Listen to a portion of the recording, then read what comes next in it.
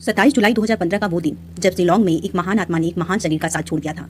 इसी के साथ भारत की धरती से एक महान व्यक्ति का तो अंत हो गया, लेकिन उस व्यक्ति का व्यक्तित्व और शख्स की शख्सियत आज भी हर भारतीय के लिए एक प्रेरणा है। जी हाँ, हम बात कर रहे हैं भारत के महान वैज्ञानिक, महान राष्ट्रपति और उससे भी बढ़कर एक महान इंसान एपीजे अब्दुल कलाम की। किसी भी देश के लिए एक अकेला शख्स कितना अहम हो सकता है, इसका सबसे बड़ा मिसाल थे missile man APJ Abdul Kalam, जो व्यक्ति जिन्होंने अपनी मेहनत और काबिलियत से देश को इतना ताकतवर बना दिया जिसे दुनिया का आज कोई भी ताकत सीधे टक्कर नहीं ले सकता। डॉक्टर एपीजे अब्दुल कलाम का जन्म 15 अक्टूबर 1931 ईस्वी को तमिलनाडु के रामेश्वरम में एक मुसलमान परिवार में हुआ था। उनके पिता जैनुलाब्दीन एक नाविक थे और उनकी माता असीयम्मा एक गृहिणी थी। उनके परिवार की आर्थिक स्थिति ठीक नहीं थी, इसलिए उन्हें छोटी उम्र से ही काम करना पड़ा। अपने पिता की आर्थिक मदद के लिए बालक कलाम स्कूल के बाद समाचार पत्र वितरण का कार्य करते थे। अपने स्कूल के दिनों में कलाम पढ़ाई लिखाई में सामान्य थे, पर नई चीज सीखने के लिए हमेशा तैयार रहते थे। उनके अंदर सीखने की भूख थी और वो पढ़ाई पर घंटों ध्यान देते थे। उन्होंने अपनी स्कूल की पढ़ाई रामनाथपुरम स्वार्ट मैट्रिकुलेशन स्कूल से पूरी की और उसके बाद तिरुचिरापल्ली के सेंट जोसेफ कॉलेज में दाखिला लिया, जहां से उन्होंने सन 1954 में भौतिक विज्ञान में स्नातक किया। वर्ष 1960 में कलाम ने मद्रास इंस्टीट्यूट ऑफ टेक्नोलॉजी से इंजीनियरिंग की पढ़ाई पूरी की।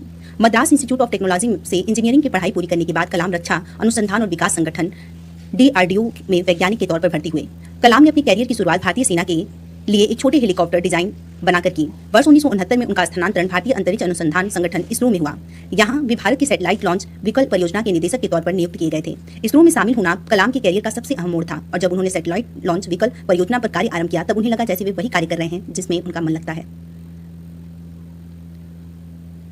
1963-64 के दौरान उन्होंने अमेरिका के अंतरिक्ष संगठन नासा की भी यात्रा की। परमाणु वैज्ञानिक राजा रमन्ना, जिनकी देखरेख में भारत ने पहला परमाणु परीक्षण किया, ने कलाम को वर्ष 1974 में पोखरण में परमाणु परीक्षण देखने के लिए भी बुलाया था। भारत सरकार ने महत्वाकांक्षी इंटीग्रेटेड गाइडेड मिसाइल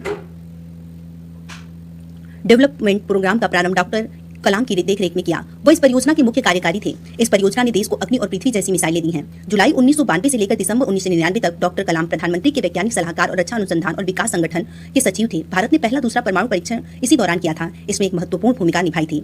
8 चिदम्बरम के साथ डॉक्टर कलाम इस परियोजना के समन्वयक थे। इस दौरान मिले मीडिया कवरेज ने उन्हें देश का सबसे बड़ा परमाणु वैज्ञानिक बना दिया। एक रक्षा वैज्ञानिक के तौर पर उनकी उपलब्धियों और प्रसिद्धि के मद्देनजर NDA की गठबंधन सरकार ने उन्हें वर्ष 2002 में राष्ट्रपति पद का उम्मीदवार बनाया तथा 25 जुलाई 2002 को उन्होंने भारत के 11वें राष्ट्रपति के रूप में शपथ ली। डॉक्टर कलाम देश के ऐसे तीसरे राष्ट्रपति थे जिन्हें राष्ट्रपति बनने से पहले ही भारत रत्न से नवाजा जा चुका था।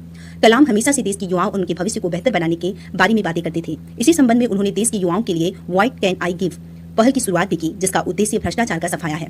देश के युवाओं में उनकी लोकप्रियता को देखते हुए उन्हें 2 बार 2003 और 2004 MTV youth icon of the year award के लिए मनोनीत भी किया गया था। शिक्षण के अलावा डॉक्टर कलाम ने कई पुस्तकें भी लिखी जिनमें प्रमुख हैं इंडिया